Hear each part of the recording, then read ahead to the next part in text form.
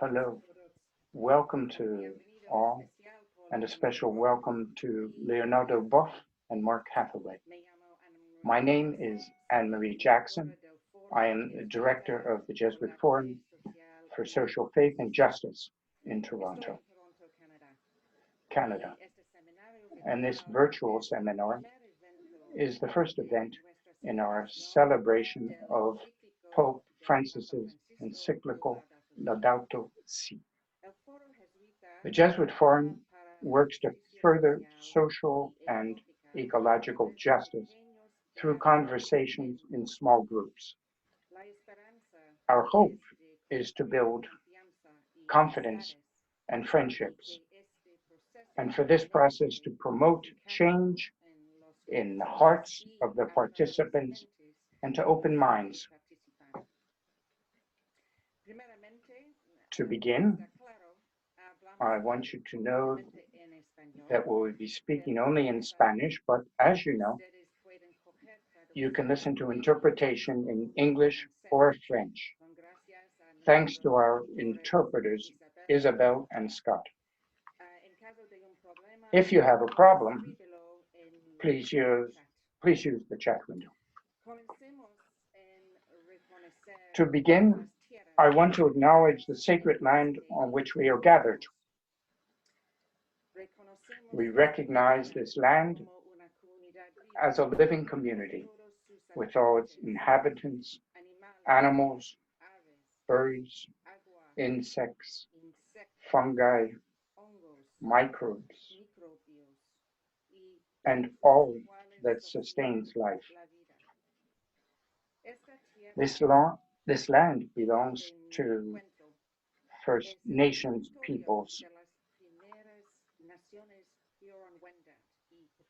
the Huron-Wendat and Petun, the Onondaga, and more recently, the Mississaugas of Credit River.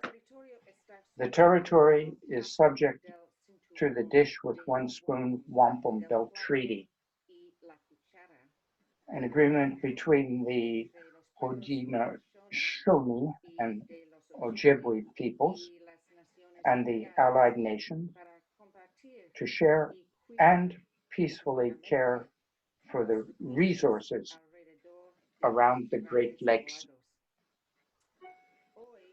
Today, we are gathered on lands that continue to be a home for a myriad of living beings and many indigenous peoples. We acknowledge all of them with gratitude, and we remember our sacred duties as inhabitants of our Mother Earth. This event is co-sponsored by Canadian Jesuits International, located in Toronto, the Centre Justice et Foi in Montreal, and the Earth Charter in Costa Rica. Thank you. It is a great pleasure to introduce Leonardo Boff from Brazil. He is one of the most renowned theologians in the world. Leonardo, he'll be talking with Mark Hathaway, the Associate Director of the Jesuit Forum and a university professor. And with Leonardo, he co-authored the book entitled The Tao of Liberation, Exploring the Ecology of Transformation. Well, we have only 90 minutes, no more than that. Of course, there will be an opportunity to ask questions through the chat window and in any of the three languages. I will now introduce my colleague, Victoria Blanco. She will be organizing your questions. Hello to all. At the end of the conversation, we'll have time for questions from the participants. If you're listening to the seminar on YouTube, please use the chat window to send our questions. If you're listening in English or French, please send us your questions in French or English, and if you have any problem, let us know, also using the chat window. Thank you very much, and I hope that you will enjoy this. Thank you, Victoria. And now, Leonardo Boff and Mark Hathaway. Good afternoon, or for some participants, good morning, I'm not sure. But it's a great pleasure for me to welcome Leonardo Boff. He is not only a great theologian and philosopher, but he is a person with a very deep understanding and a great heart, and as well as a good sense of humor, and he's in very much in sympathy with the marginated and Mother Earth. I think you bring the intellect and the heart together in a very special way. So it's always a pleasure to be with Leonardo. Together we wrote a book that, on liberation, as Ana Maria mentioned. And today I would like to reflect on a number of subjects. It's the 5th anniversary of the encyclical. There are always many influences in an encyclical, but it's obvious what kind of influence Leonardo had. He's one of the we hear very much about the cry of the earth and of the poor, and it's a line that comes from Leonardo in his book, the Ecology, cry of the poor, cry of the earth. Welcome, Leonardo, and I would like to begin with the theme of the economic crisis. It says here that the ecological crisis is an external manifestation of the ethical, cultural, and spirituality crisis of modernity. It's interesting. It says, I think that it's a concrete manifestation. And what I would like to start by asking is, how should we, is this really an environmental crisis, or is it more an ecological crisis?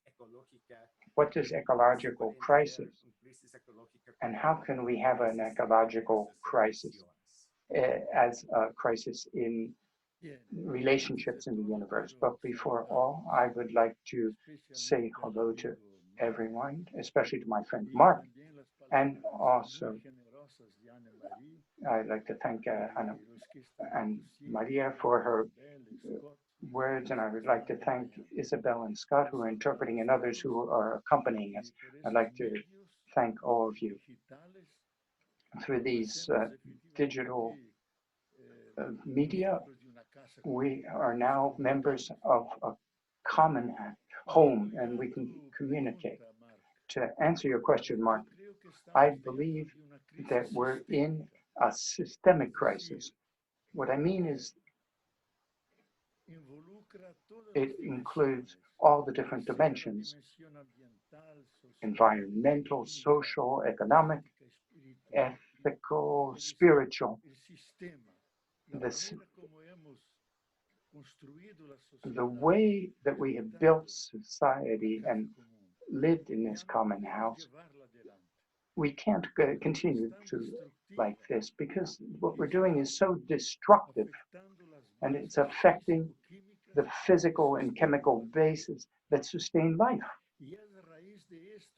And as a result of this, the Pope wrote Laudato Si, whose real title is in the subtitle, on caring for the common house, how we take care of our common house.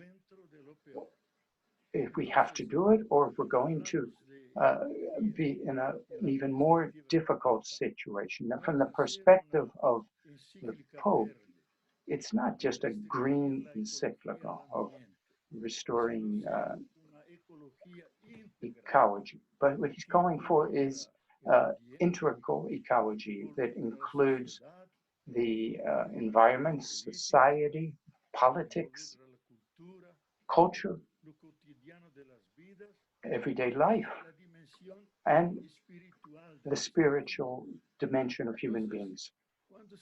So when we talk about ecology, we refer to a new paradigm, a new ideas, dreams, and perspectives that are at the roots of a different way of relating to the earth, to nature, and so that we can guarantee a future for our civilization. Because in the present situation, we can't continue along the same way. We've reached the limitations of the earth. We can't go any farther. In his encyclical, the Pope says that it is completely false to say that there are unlimited surfaces and goods and services in the earth that would allow for unlimited growth. The Pope says that that is a lie. The earth is a small planet. It's an old planet. It has limited resources, and it cannot tolerate an unlimited plan. 35 times he says that we have to change the ways of living, the way that we produce and distribute, the way that we consume. We really have to revise our ways and start again, as the Earth Charter says.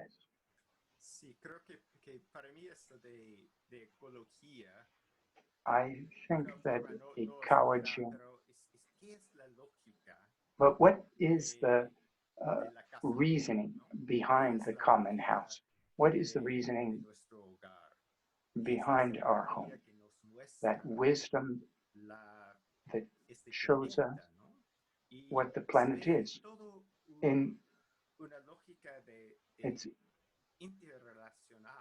There's an interrelationship and a connection in this reasoning. I don't like that idea of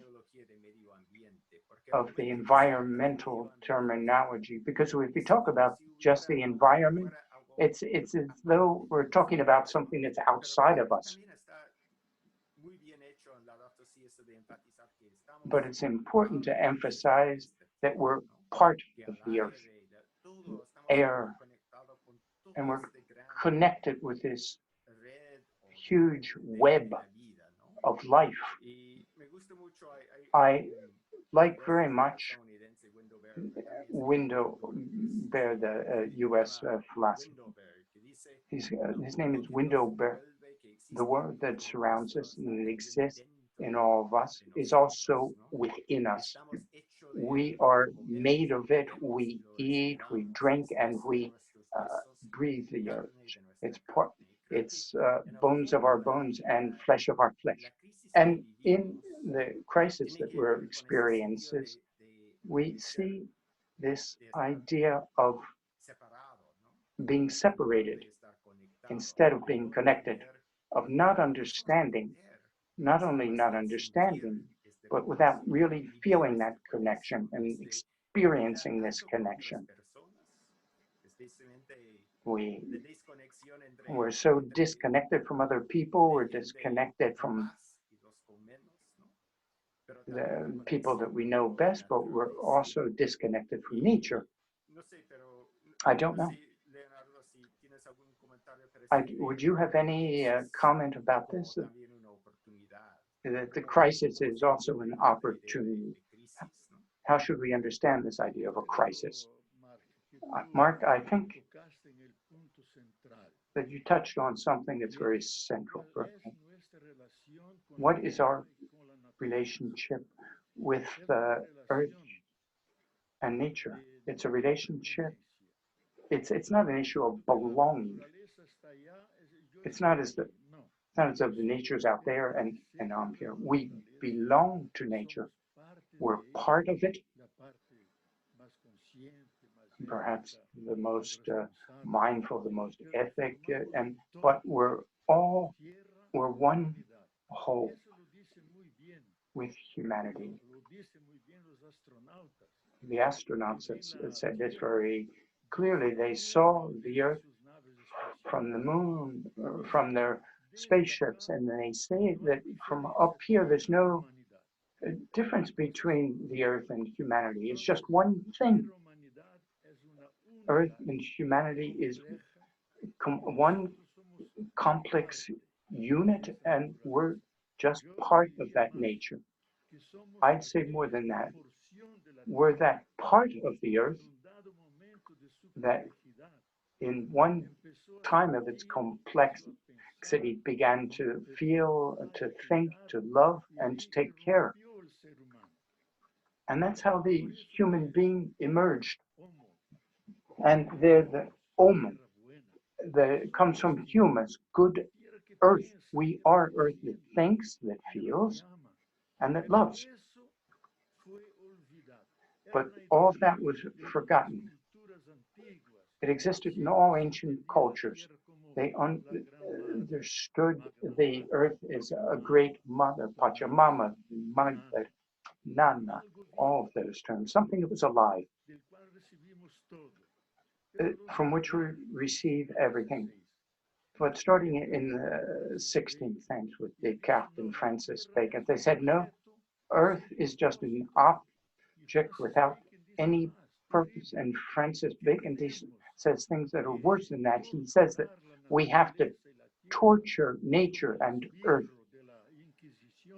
as though we were in the Inquisition, and to torch the victim until it gives us all its secrets.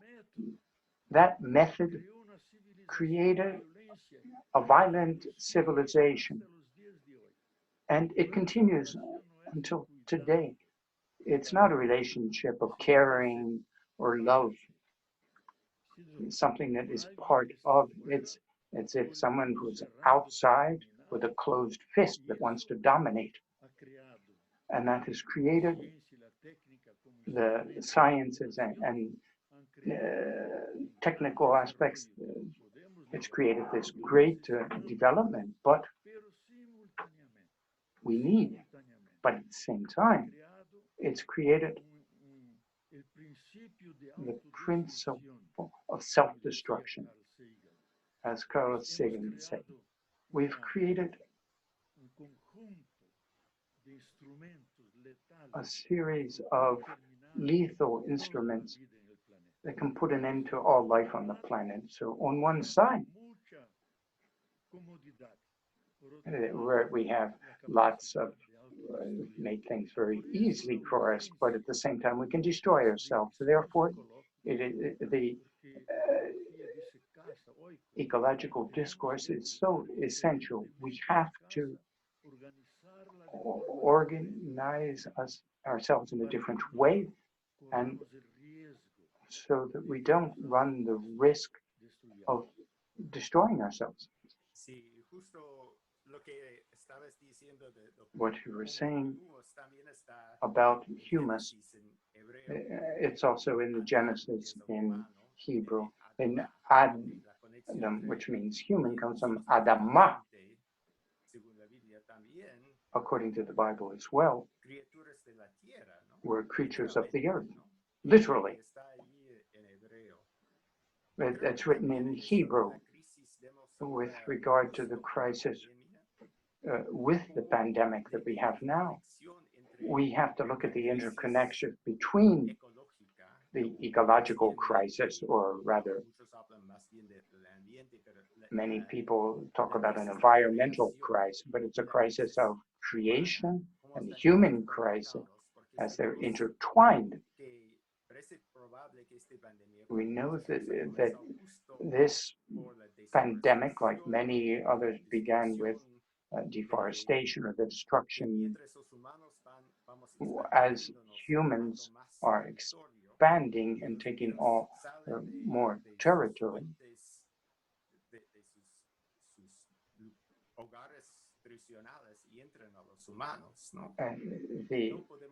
we can't we see it with globalization, and everything is in communion, and how things can be spread so quickly. So the interconnection between the crisis, some people would call that a crisis in science, and others would say that it's environmental. But this interesting word, apocalypsis, are we looking at an apocalyptical event? Apocalypse means a revelation. It becomes more inequalities, suffering, and the connections with the suffering of the creation and human creation, all of that becomes more obvious.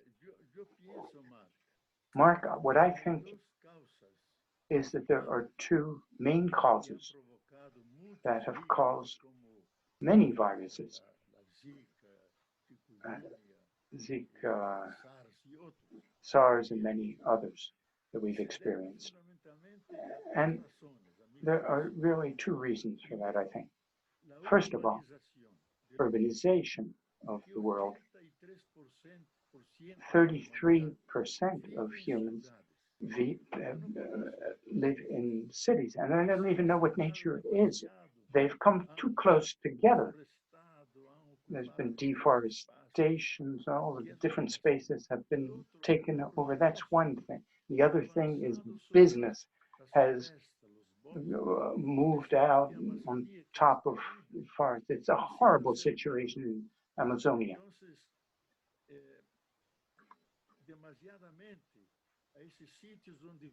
Those places where millions and millions of bacteria and viruses live, they felt that they were aggressed, and they looked for a new habitat in humans because we destroyed their habitat.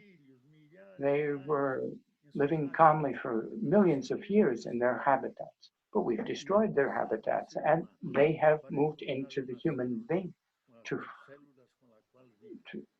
live in themselves. That's one thing. Another aspect that I would like to underscore, if we say that what was a hypothesis before, since 2002, there was a large conference with over 3,000 scientists, James Lovelock and their group. They agreed that the hypothesis, the Gaia hypothesis, which says that the Earth is a living superorganism. It's become a scientific fact that articulates chemistry, physics, and cosmic and to reproduce life. It's life itself, and that's why it produces life. So if the Earth is Gaia, is life, and we have aggressed it for centuries, and Pope Francis said that never in our history have we harmed our common house as we have over the last 2 centuries. So the Earth is living, we've attacked it, and now it's reacting. It's attacking us. We started a war with the Earth, and the Earth is responding with its own weapons, which are invisible, and we can't defend ourselves. They're putting us on our knees. We can have hundreds of missiles that are completely useless. So the solution doesn't just come from medicine or different techniques, even though we need them to discover a vaccination. And all those things are very important. But the solution for the future, and it was a solution before as well, is to redefine a new relationship with nature and with the Earth, a relationship that is not aggressive or destructive, that loves life.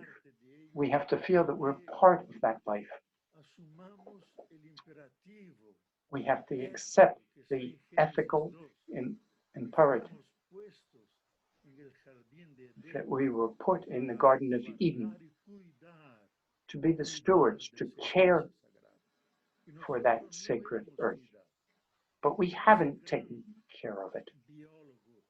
The great biologist, E.O. Wilson, said that we have become the devil of the earth that kills. We've created, invented, and started a new geological area, the Anthropocene, the era of the Ecocene, I would say, of death, because human beings are the great threat. We have to go beyond the threats, and we can do it if we establish a different kind of connection and more friendly relationship with life. I think that we can move on to integral ecology because we saw this virus. Unfortunately, very often those who did the least to create the problem are the ones who suffered most. We know that the poor will suffer more from this virus. They were certainly the ones who had the least to do with ecological destruction, but climate change, even much more, is a crisis that doesn't affect everything in the same way. We have to look for integral solutions that take into account the interrelations of social and natural, the natural world, and these things aren't separated. It's social, environmental they're talking about, but we would perhaps say ecological. We should understand all these interconnections, social, environmental, economic, but also the spiritual interconnection and the cultural interconnections. Leonardo, this is a subject that we've worked together on for many years. So how do you understand the integral ecology and what does it imply? The first thing is to recognize our mistakes. Churches, religions are not the solution. They're part of the crisis because they strengthen the idea of the human being as the master of nature who can ponder it however he wants instead of developing the awareness of collective responsibility of our common house. I like that idea that's also in the Earth Charter, our living common house. I like that expression. In our house, we have everything that we need to live. So the house is not only the one where we live or the city where we're located, it's the planet and its whole, its nature with its different ecosystems, and all of them together make up our common home. I think that everything can be summarized, and I think this is the essential point to define what kind of relationship we will have between Earth and humanity. We can't correct what we've done badly, but we have to do reforesting and have pure air and water and save what's been harmed and prevent further damage to nature and create conditions so that all life forms, because biodiversity has been seriously attacked. 10 species of living beings disappear forever because of the voracity of the capital system, the idea of consuming material goods without respecting the intrinsic value of each being, thinking that things have value only if they're useful for us. No, things have they have value whether or not humans can use them. We live too far from all that. In the Earth Charter, the Pope said that we have to have a radical ecological conversion. We have to change. We have to start inside ourselves and not expecting the great dawn when things will change. Everyone has to begin to change himself or herself. How you treat water, how you deal with your garbage and your words so that you don't offend other people, so that you don't break down communication bridges. A tremendous problem is how we can overcome the immense inequality that exists in humanity. Humanity that suffers along with the earth. Therefore, the Pope says that we have to listen at the same time the cry of the earth that has been crucified and the cry of the poor, the great majority of those who live in this world. That is the real situation that we have to overcome. And if we don't overcome it, we're going to have a very dramatic situation. Ecology was just a subchapter in biology before. It wasn't very important, but as soon as we realized, starting with the Club of Rome, that the earth was sick and the cause was the destructive kind of development that we caused, ecology moved outside the university, moved into the streets, and became a political problem, a general concern of humanity. So we save lives or we can run tremendous risks. I believe that ecology is the logic of the common house and reciprocity, connectiveness, etc. But we're also looking at another kind of reason, which is called pathology, the logic of suffering. It's the logic, it has many different names: domination, colonialism, patriarchy, anthropocentrism, extractivism. All of those are interconnected. They're all a little different, but they all come from that same kind of dominating, of trying to be above other things, thinking that some are better than others.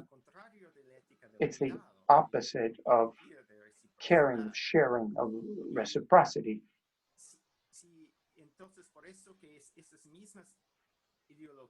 And those same ideologies or the same pathologies, the same kinds of reasoning of suffering that are causing human poverty and the suffering of the entire earth.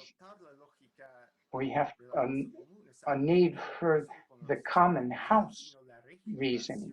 It has to do with regeneration. We have to become a part of the intelligence of the earth and cooperate and be allies with the earth and regenerate ecosystems and other kinds of culture to have healthy food and give life to people.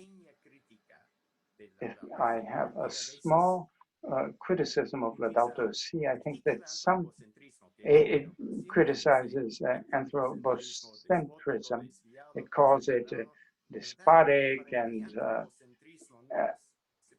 but I think that we're a little bit different, as if we're strange beings, and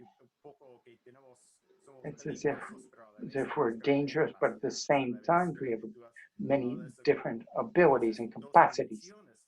And those are two different dimensions, but anthropocentrism is the concept that other beings are only important if they're useful to us.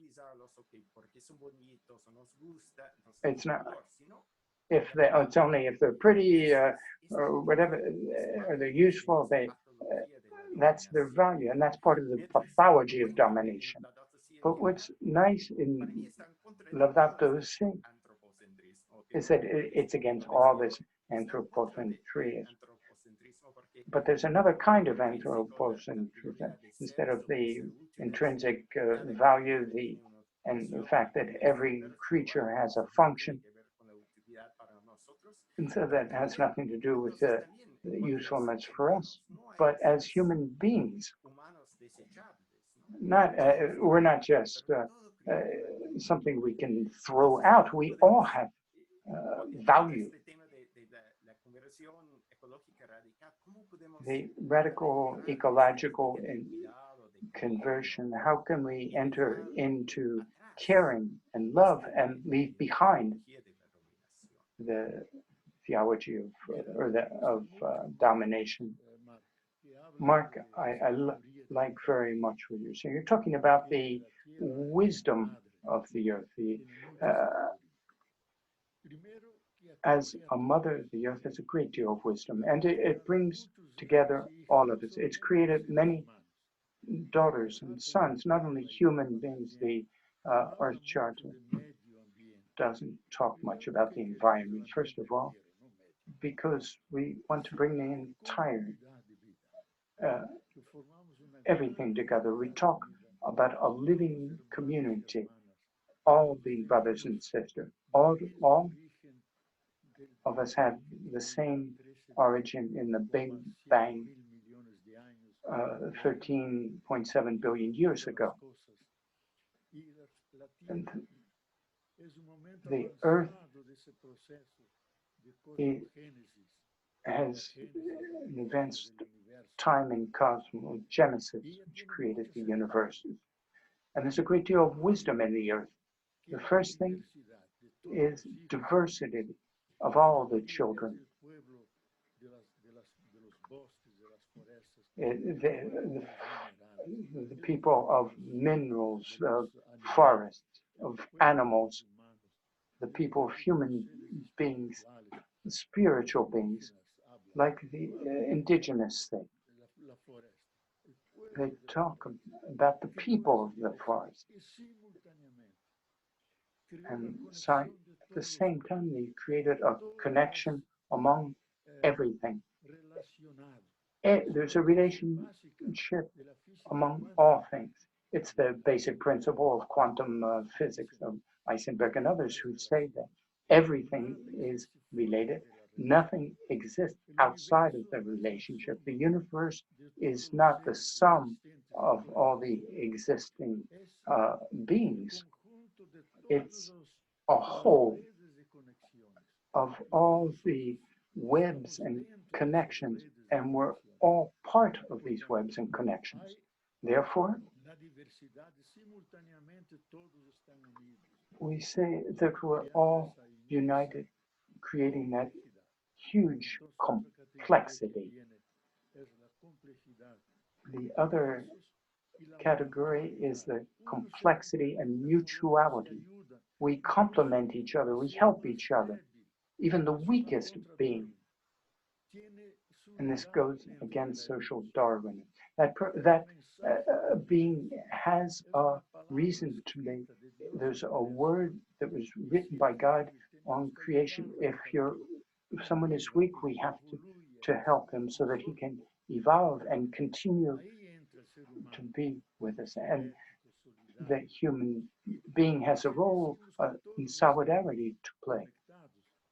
We're connected. That means that we all cooperate. And here, what I see is the tremendous contradiction. We have to say what it's called the great contradiction of the capitalist system that dominates the world, even in China. And it's absolutely competitive.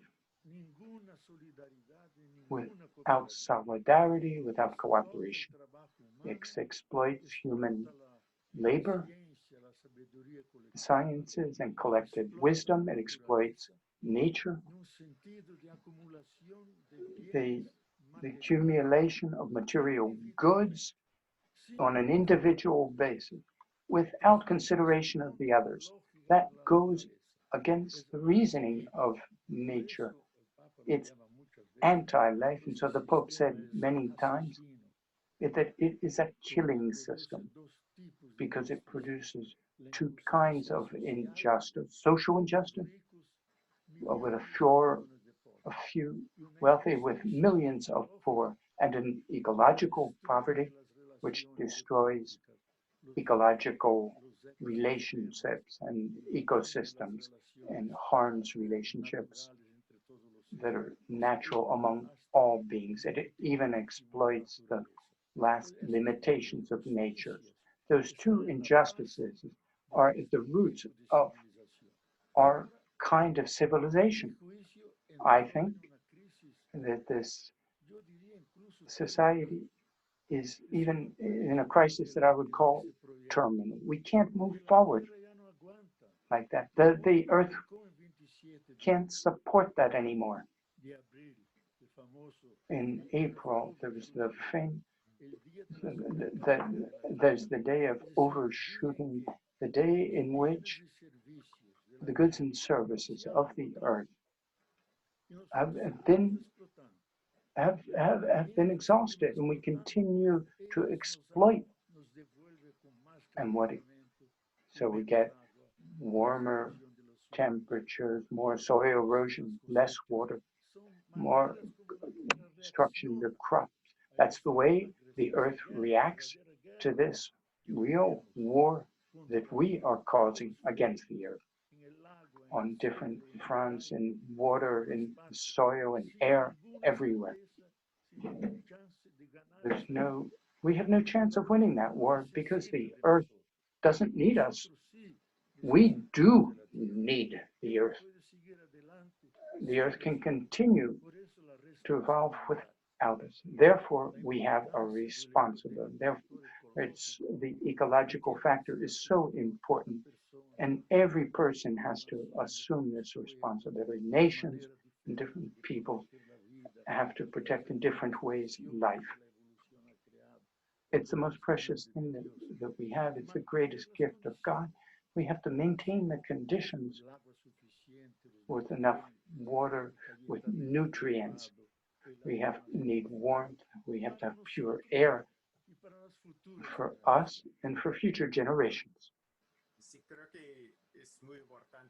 I think what you've said is very important, and taking into account when we think about the overshooting to reach in the month of April. In reality, it's just a small minority in humanity that's responsible.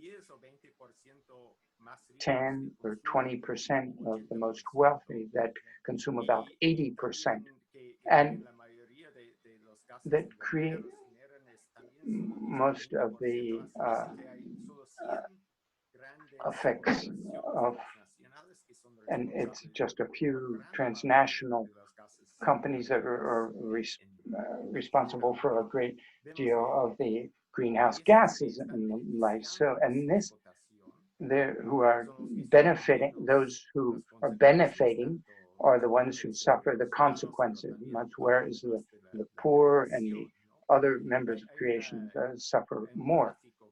There's a graph that I like to look at, and explains capitalism. It's a huge machine, and all of life is funneled into it to produce money, but money has no value in itself. It's a symbol.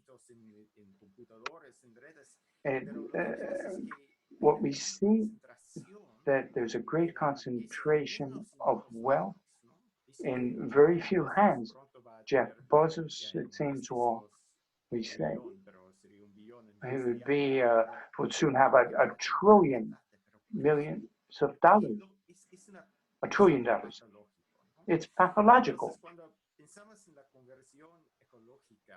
In talking about ecological conversion, I like the Greek word metanoia.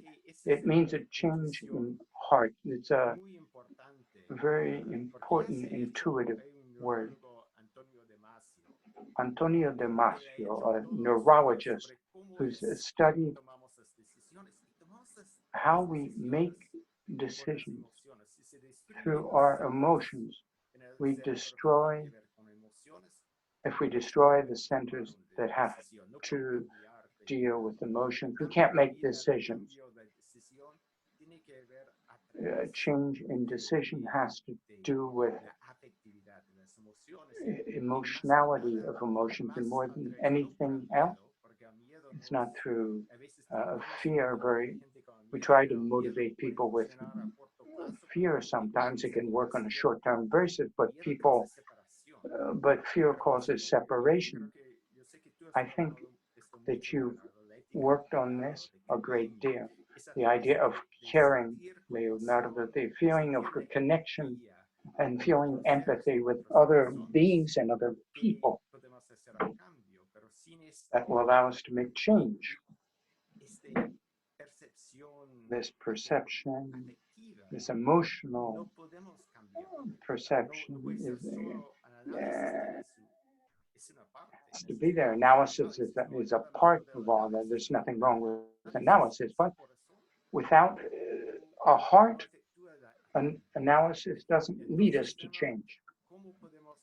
So how can we learn to listen to the voice of the earth and to other creatures, the voice of the marginalized? How can we listen, and how can we be allowed to be transformed? How can we feel compassion and connection so that we can produce change? Perhaps we're talking about ecological spirituality. How can we put it into practice? Mark, you've touched on something that's essential, I think, to change, to understand ecology, because we have intellectual intelligence, rational intelligence, but that's existed for 8 to 10 million years. But the intelligence of the heart has existed. It's existed for 220 million years. When it's come from the time when we were mammals. This human being is a mammal. We've forgotten that. And when love and caring and protection came from these mammals, emotional intelligence, and there's another kind of intelligence that we'll talk about later, spiritual intelligence. But what you said is correct. If we don't have compassion, if we don't have feelings and passion, pathos, so that we can feel the suffering of and the call of the children who are calling for bread and the children who are dying, abandoned. It's our heart that moves. It's the place where love and empathy comes from. And that's what moves us. Our passions and ethical values are there. If I see someone who's dead, my intelligence, I can see, then I can call for a photographer and a journalist and say, here's someone who's dead. But if you said, that dead person is my brother, everything changes. It moves us from the head to the heart. That's where love and caring come from. That's what we need. We've created a kind of lobotomy. Human beings have been insensitive, without pity, cruel, with regard to those who are suffering and to the earth that has been crucified. The desertification of the world, the great deforestation, the elimination of thousands of living species. If we do not have or develop that feeling in our heart, we're not going to move forward. So, yes, we do need intellectual reasoning because society is so complex that we have have science and technology so that we realize what the needs of humans are. But we have to enrich that intelligence with an emotional intelligence so that we can become more sensitive, more careful, more human. We need others. We need to feel that our neighbors are our brothers and sisters and that we're part of a huge family in this common house. So we have a huge head and a very small heart. I wrote a book, The Rights of the Heart. It's in Spanish.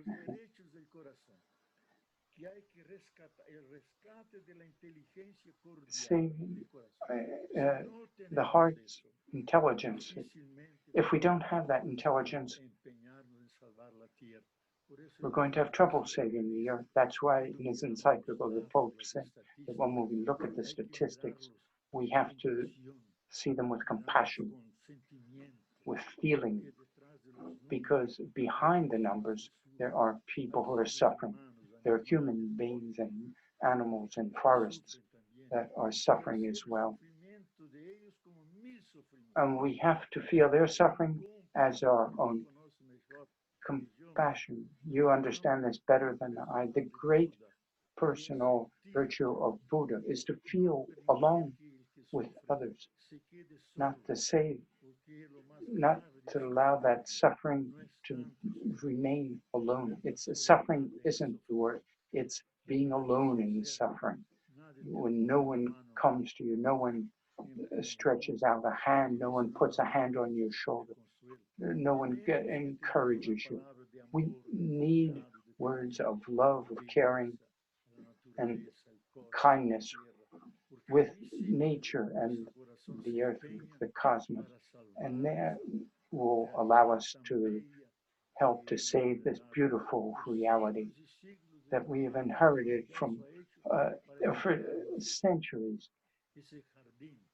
We've been given a garden that is the earth.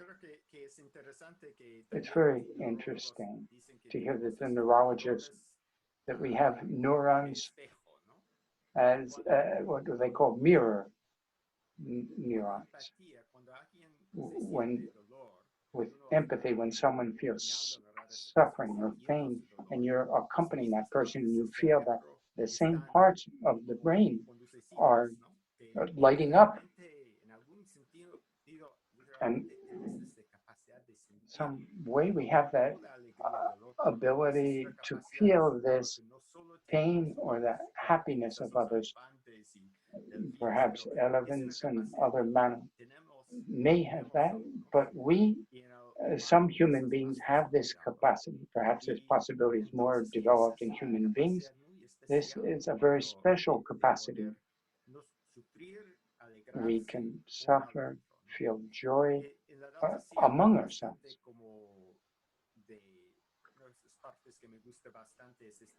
One of the things that I like a lot is the gospel of creation. In all creation, there's a revelation of God. God, there's a beautiful book about the multitude of creatures present in the universe. And there are saints like St. Bernard said that the trees and stones will teach you what you could never have learned from masters.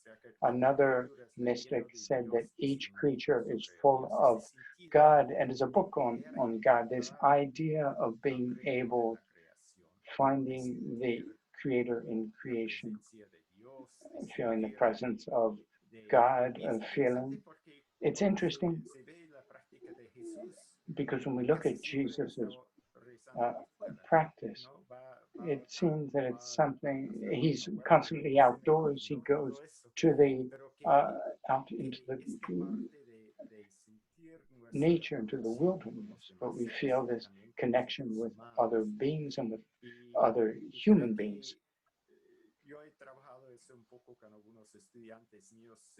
Some of my students, I worked with them in a non-religious context, but we went to parks and we tried to listen to what a tree or an insect is communicating.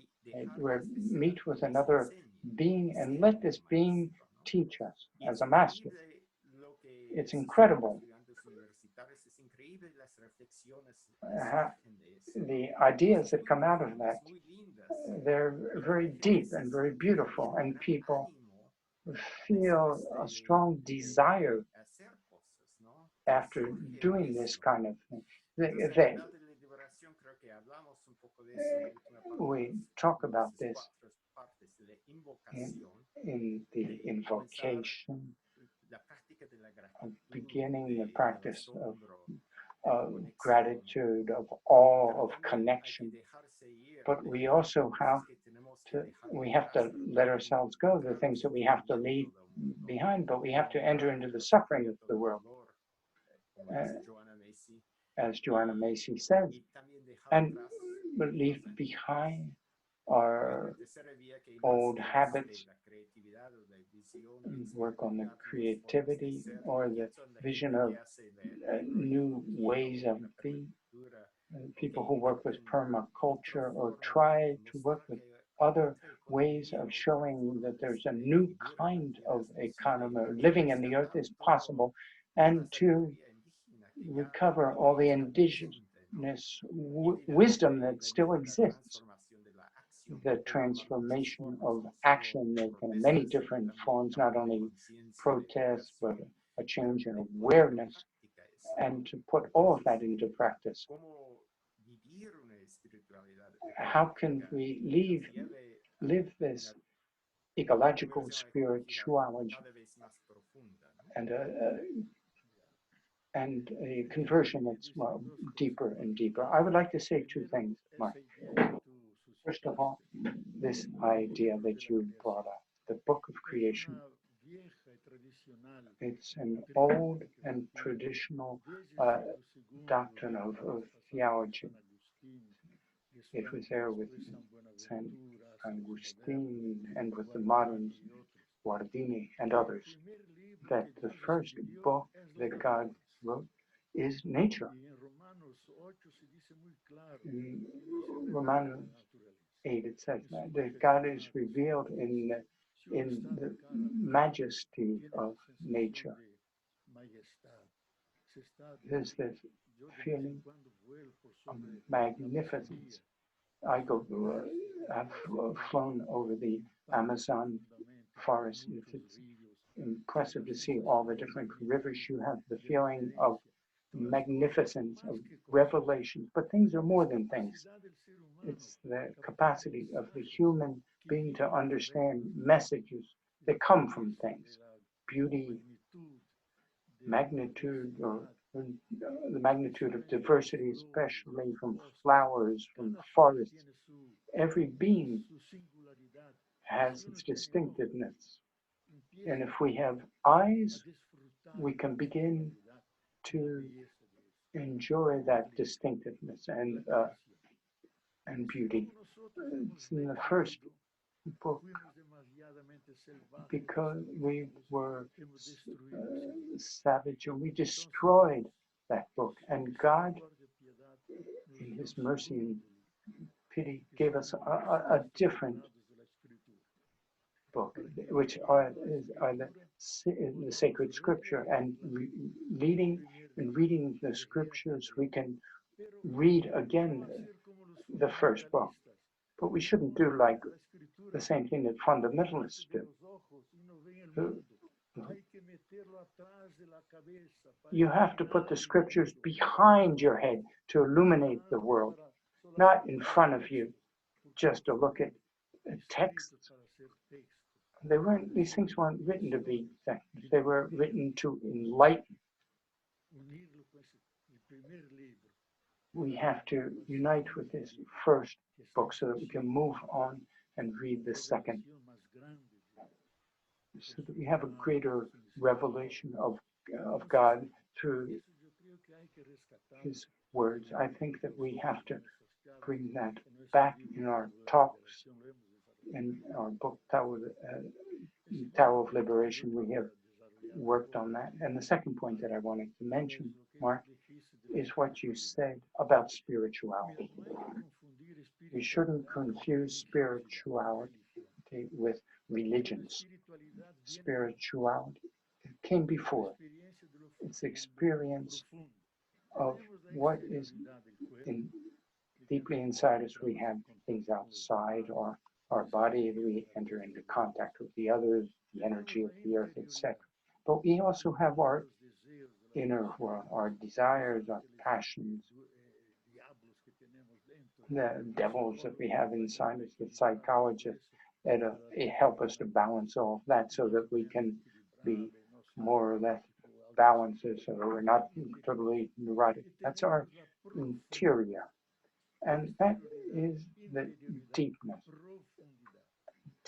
in interiority. That's where spirituality lives, where we find the important subject. Who put those beautiful stars in the sky?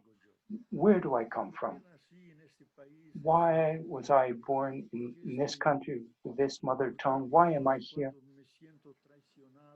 When I feel that I've been betrayed by a friend, why do I cry? What can I expect after this life that I love? But death waits me. It's not the end of life. It's a transition and a transfiguration of life. We present these important questions. What are the forces? And you wrote about this very well, and you know the subject better than I in the book. So what's this energy that comes from below and it sustains everything that is present now and that maintains this dialogue? It's a deep energy that has the characteristics that religions have given to divinities, the things that are mysterious, infinite, that have no limits, an ocean of pure energy. That's where we came from. We were just a small little dot, but that continues to sustain everything, including what we're talking about right now. That's a profound part of human being. Those are the values we're talking about, the spiritual one. Intangible values, solidarity, love, compassion, what we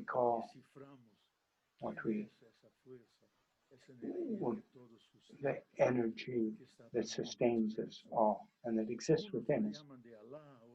Someone called halal, Hedea, foul. We call it God,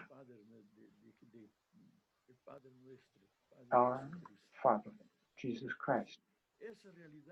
That reality is an anthropological fact. This spirituality, this experience came from religions. So to reach spirituality, we have to go from the head to the heart. The head says that God is the Father, He creates everything, but when that goes into the heart, we understand what Father means symbolically, the person who sustains me, who protects me, and stretches out his hand to accompany like a good father or mother. That's spirituality. And another thing, something that you mentioned is neuroscientists call the God point in the brain. The theologians didn't invent that, nor the neurologists are very advanced inside, and they say that human beings always deal with the issues of the meaning of the world and what sacred God means. In the frontal lobe, there's an acceleration. What are they called?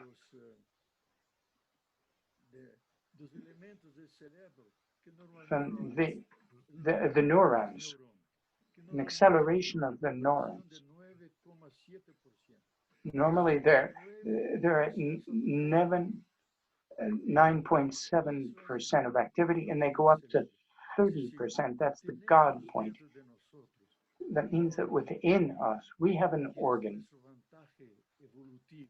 which is our evolutionary advantage to understand what God is in nature and in our heart. And that allows us to open up to that reality. And that reality, and a book that you're familiar with from in quantum physics, written by Ganazua, a Brit who lives in the US, he talks about intellectual intelligence. The God point is an organ. The same way you see outside organs, eyes to see, ears to listen, our mouth to speak, we also have an internal organ to be able to hear God.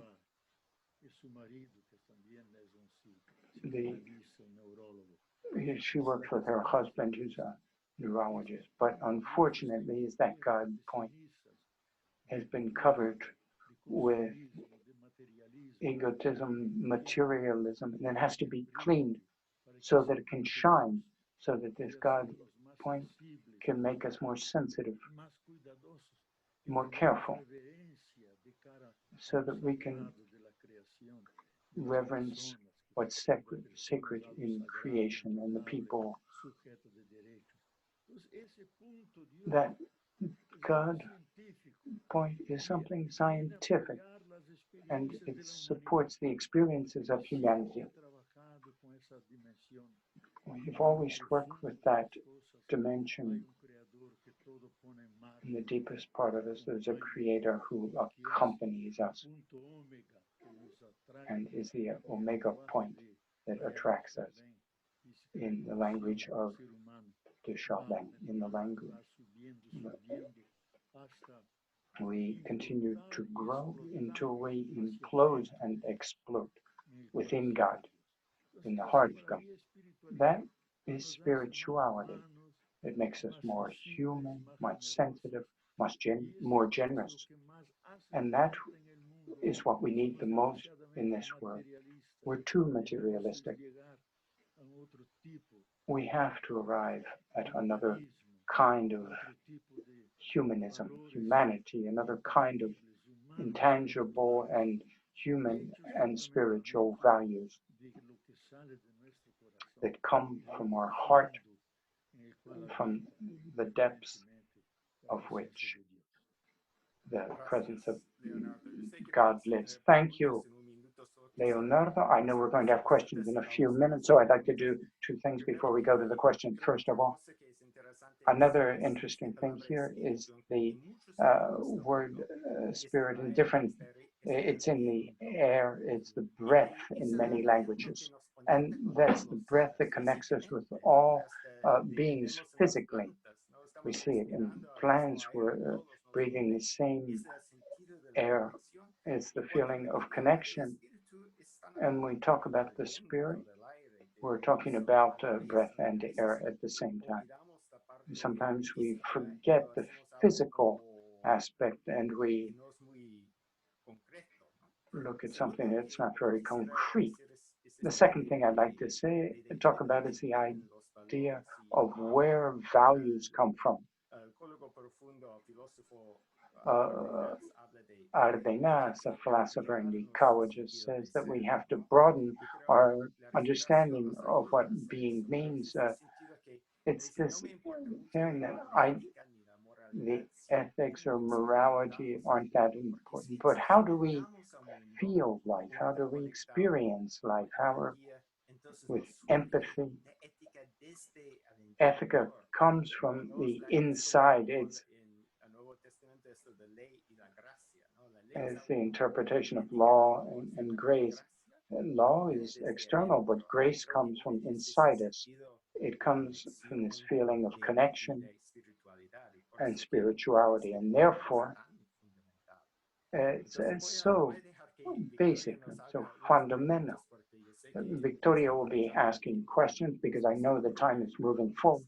And I'm sure that there will be questions that have come up. Victoria. Hello. Thank you, Leonardo, for that very interesting presentation. We have time for a few questions. First one is, what is the future of the artificial system that has been imposed on us if we live in a capitalist society and structure in a system that is structurally unjust? How can we propose alternative ways of living? That's the challenge of our generation. It's a very significant challenge because we live in the culture of capital and we're all hostages. We have to change our cell phone, we have to change, we need a new computer, we have to need new clothes and consume more and more. How can we go beyond that? I think that we have a clear understanding that we are living in a planet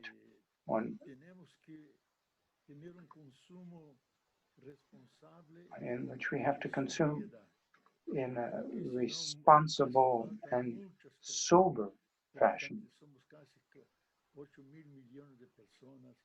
There are almost 8 billion. There'll be about 8 million, and will be 10 million by 2050.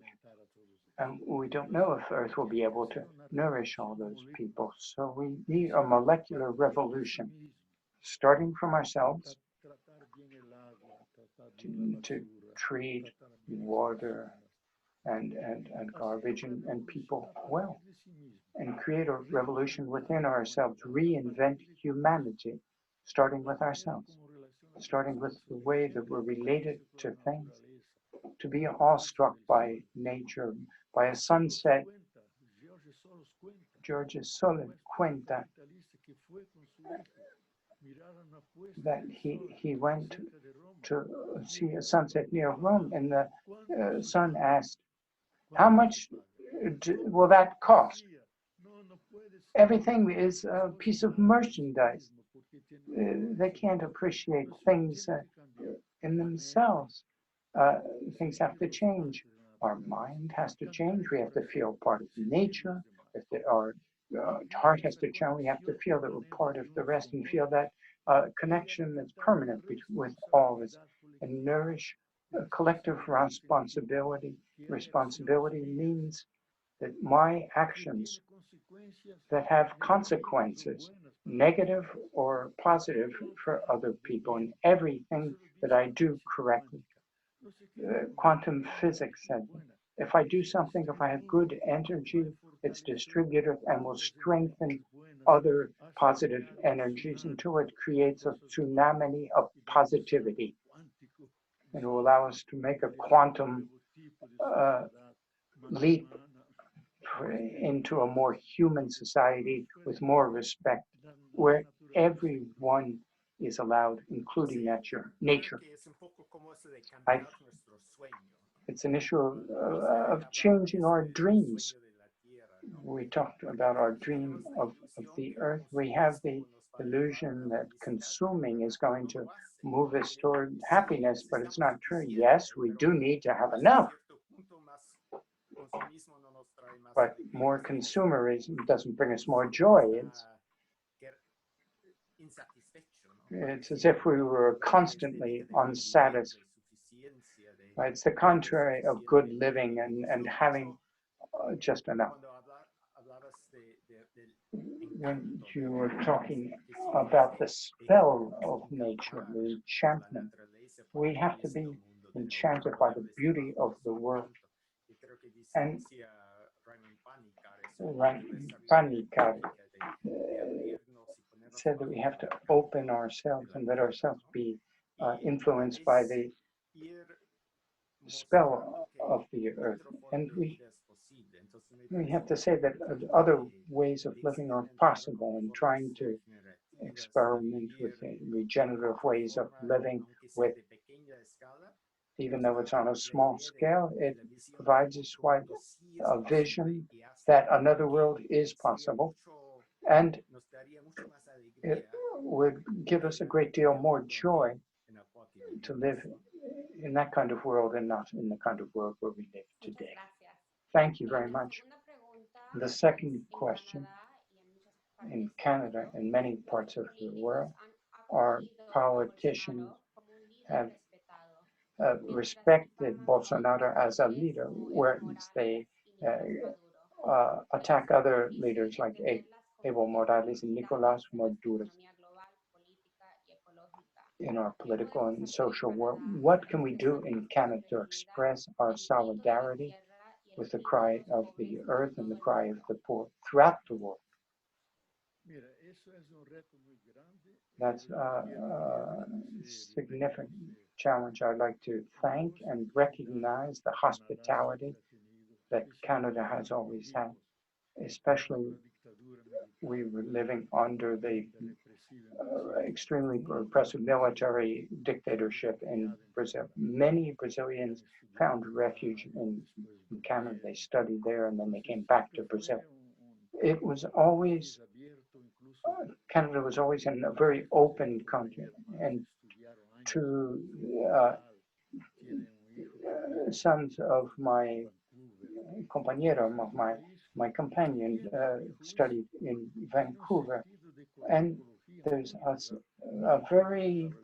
a much more developed sense of ecology in Canada than in other countries. The way that they treat indigenous as the original owners of the country. Here we're killing them. And 45 been killed during the pandemic. They're having to escape from the reserves and from their land. I think that we're at a time in which change has become urgent. I've been reading many texts and I've been thinking a lot. What will happen? What will happen later?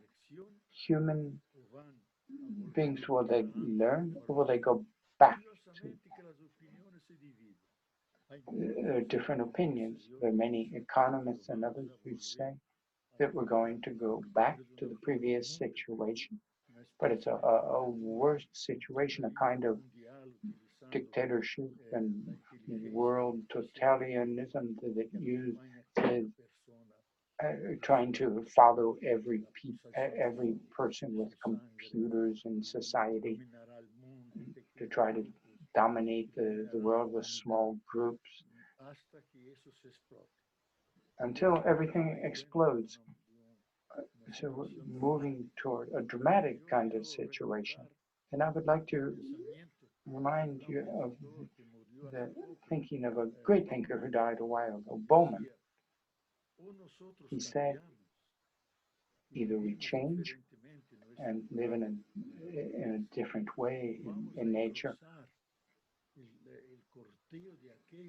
or we're going to become part of those who are destroying themselves and moving into their own grave.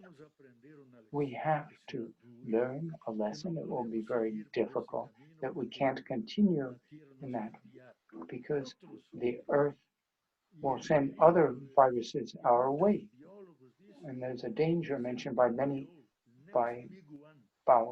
just to say the next big one, the next great virus or bacteria that will be invincible and could destroy the human species. It's not impossible. It's up to us to take care of man, not just to put a band-aid on its wounds, but to take care of its bleeding, its breathing, and its life. We have the chance to learn, to make changes, because if not, we have no future. I think that humanity will have to learn from that and realize that there's an economic, ecological, psychological crisis. There'll be unemployment, and psychological problems. We have to change our ways of producing and consuming. And I think that that's part of human possibilities. It depends on how we put that all together. If we can create a world social pact or agreement that we don't have, we face this pandemic and everyone is working by themselves, but we have to confront world problems together on a global level. We need a democratic and pluralistic centers of power. It doesn't only look at goods and services that we have to destroy. We have to be socialist, not through ideologies. We have to distribute to other human beings, and we have to have to be more democratic and socialize ourselves. I think it's the only possibility that will guarantee a future for our civilization. I would like to add from Canada that I recognize that Canada also has many limitations, especially with its extractivism. Many of these large mining companies are Canadian, unfortunately. Next week, we're going to have another virtual seminar on women and the extractive industry. I'm just giving you a little propaganda here, but I think what we need is a participatory democracy. It's been very difficult to reach that so far. I think that in Latin America, there were certain interesting experiments with interesting governments. Lula's government did a lot of good, even though it had imperfections, and even things moved forward with Evo Morales in Bolivia, but there were certain kinds of leadership there that were not completely what would be described in participatory democracy. I think the leadership of women is very important. In Uruguay, Mojica was an interesting example of another kind of more humble leadership, someone who wanted to provide service. It's the kind of thing that we could see also in New Zealand, but there are very few leaderships that are dedicated to service and humility and service to the land. But I think that's the kind of policy that we need perhaps more and more with the present situation. A few days ago, I read an article from one of the greatest specialists on poverty and inequality. Jeffrey Sachs is his name. He said that we now have the opportunity to reduce inequalities and create ecological and human equality, reduce ecological and human inequality, and reach a Pacific situation. So I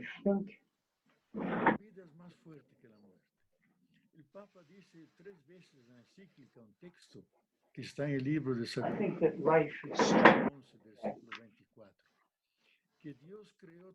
said that God created all things with love, and He is passionate and someone who loves life. So I think this is a God who has passion, love for life, is not going to allow that our lives come to an end so miserably. He's going to give us intelligence. He's going to articulate ourselves so that we can save each other. Because this time there's no ark that's going to save everyone. Or we all are saved, or we all die, and it's the risk is global. As a German writer said, when the danger is greater, the chance of salvation is also greater. So this will allow us to have a happy destiny. I think our time is coming to an end. I'd just like to remain that I'd like to talk about our on the 2nd of June. There will be a seminar on women, and it will be in English and Spanish. And on June 9th, we'll have another seminar on just transition. We'll be sending out an email with a recorded version of this. I hope that your comments can help us to improve in the future. And Adi will be providing the closing words. Thank you, Victoria. I'd like to thank all of you, and especially many thanks to Leonardo and Mark. I'd also like to thank our interpreters, Isabella and Scott. Please don't forget to register for the next seminars. There will be more information. If you want to understand the process of our foro better, you can look at our guides to dialogue and the debato sí, and another well, that one won't be in Spanish, only in English and French. It's Living Within Limits, Living Well. I would also like to thank our friends from Canadian Jesuit International, the Sainte Justice Étoile, and the Earth Charter. And I'd like to thank all of you and participants everywhere. Thank you for the comments and the questions, and have a wonderful day. Thank you very much, Leonardo. Thanks to all, especially the Jesuit seminar that opened up this space. I'd like to thank Anne and to the interpreters, and to you, Mark. We've worked a lot together. I would just like to send out an idea. All of us living from the great red stars. We were born from the heart of the stars. And we were born to enlighten and to shine. And we have to shine. This is our vocation, and it's what the Creator wanted. Thank you very much, all those who have accompanied us and taken part in this event.